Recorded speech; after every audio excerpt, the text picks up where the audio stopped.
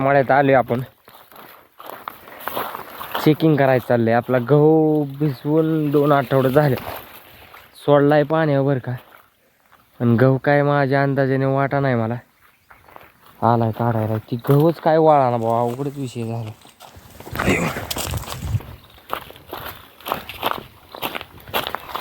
दिसलं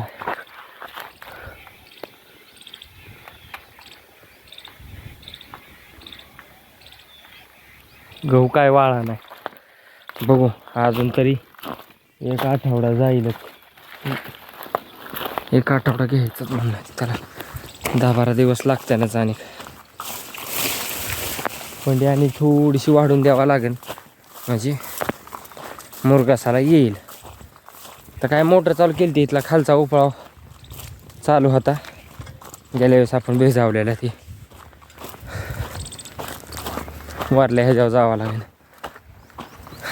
आंब्याला तर आलेत बरं का काही रे.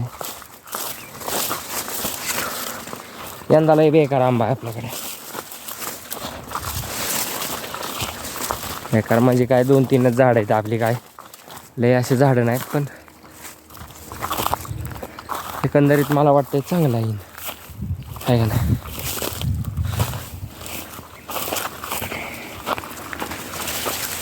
शिवंडी सुकायला लागली बरोबर. उन्हाची धगच तेवढी म्हणलं काय काय होईल तेव्हा. तरी त्या तिथं पडली कोपऱ्यात.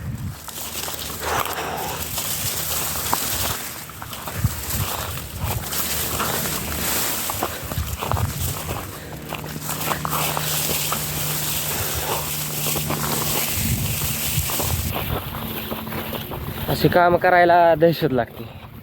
काय नाही दहशतीचं काय नाही. इकडं फार अर्धा बापा होता आला. इकडं चालू